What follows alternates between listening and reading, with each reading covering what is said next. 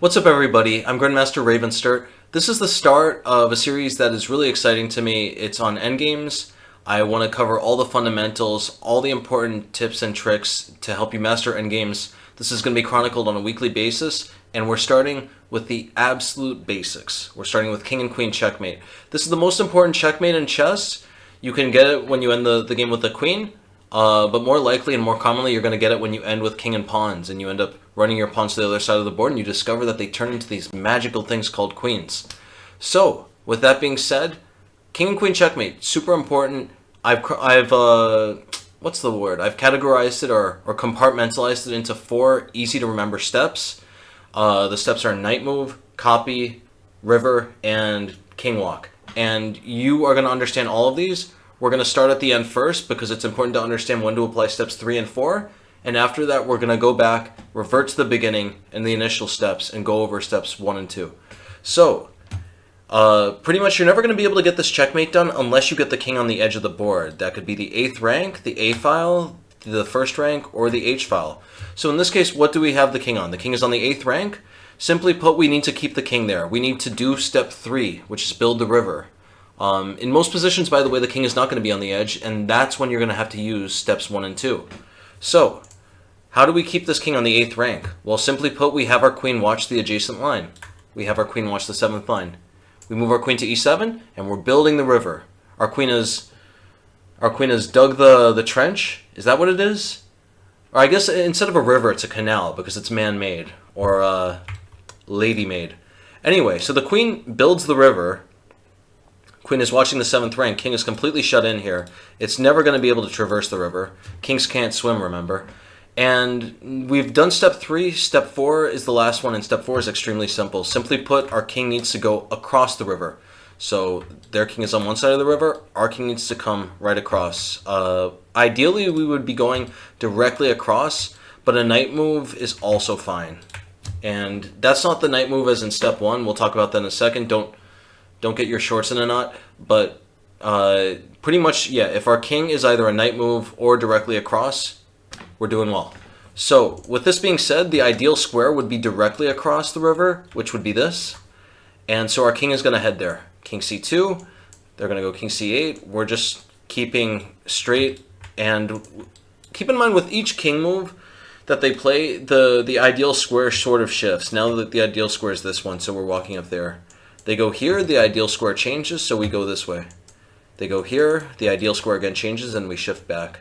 Here, here, and slowly but surely, we've gotten across, and the mate is super simple. King c8, and we go for what I call the ice cream sundae spectacular checkmate.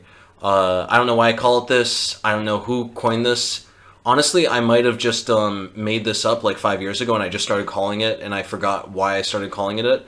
But it's easy to remember. It's good just in terms of having like a memory device to have a name for something, and so I think it's useful. You just want your queen directly adjacent from the king on the edge, and that's going to be checkmate. Keep in mind, a lot of people botch it and play queen b7. That would not work because then the king can go to d8. So that is how to build the river and bring the king walk. Those are the final 2 steps. Now we're going to get to the first 2 steps. The first 2 steps are built on bringing the king to the edge, and once we get to the edge, then we can just revert back to step 3 and step 4, which we already discussed.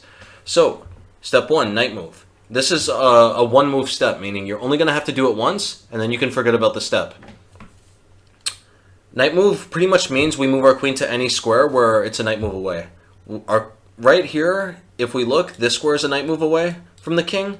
We mean a knight move's distance. Of course, the queen does not move like a knight. I don't want any emails about people calling me an idiot and saying that, you know, I told them to move the queen like a knight. I'm not telling you to do that. I'm saying put the queen a knight move's distance away.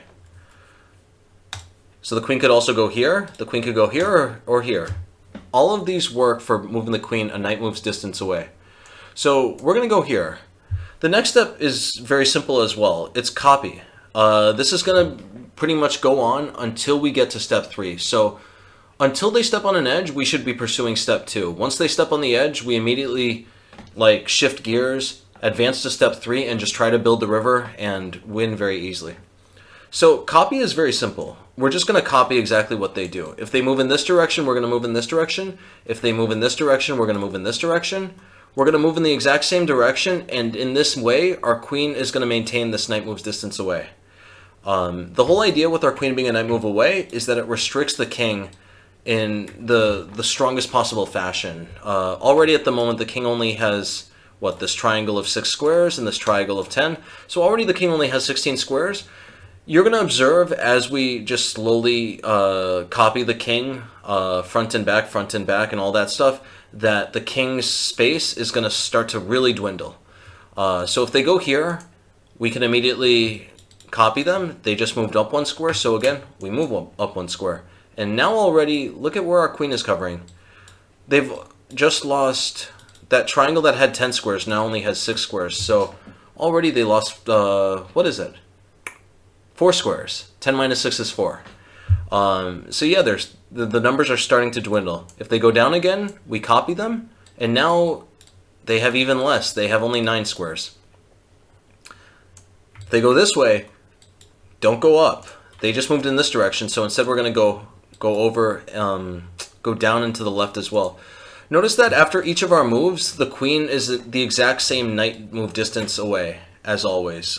If you ever notice the queen getting a different knight move distance, that's a sign that something went wrong, and you've been copying them in the wrong direction or something. So pretty much, as long as we copy them, this should be the whole juxtaposition of each piece. The queen should be, 1, 2, and 1 over to the right. 1 and 2 down, and 1 over to the right of the king.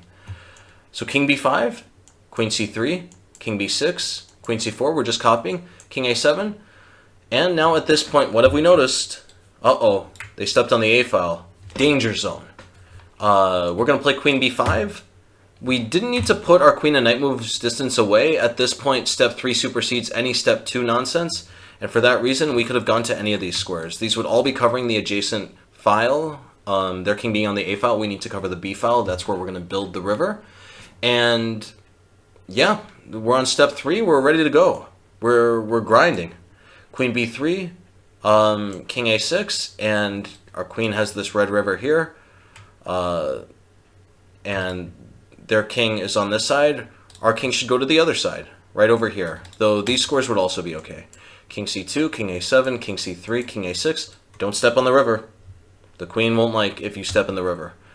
So we're going to go straight up. King a7, king c5, king a6, and checkmate. So I really like this because the steps are very easy to follow. They're very easy to learn. I've taught kids as young as I think even 4 years old this. I can't remember exactly. I taught in a school one time, and I was teaching in a preschool as well. And yeah, from what I remember, preschoolers were able to learn this. Really cool stuff. I do want to get into a few nuances as well. There is one very slight issue that can happen, which is that if you copy, occasionally your queen is going to be pushed into the edge of the board. I just wanted to talk about that one situation. So look at this. They go here. Now, what if they had run up a different way? This is what we're going to talk about. In this case, they would go this way. Our queen was already a knight move away, so that means we should be playing for step 2 here. They're a knight move away. We copy. They copy here. We go there. And they go there. Now, you're going to notice we can't move our queen below this square. We can't do the classic down into the left diagonal move. So what are we going to do? Well, the simplest thing to do is just move your queen over to a different knight move. And the idea is eventually get it to build the river. So in this case, they go king b1. And finally, now our queen can build the river. They go king a1. And this is somewhere where a lot of people will mess up. They get excited and they bring their king closer.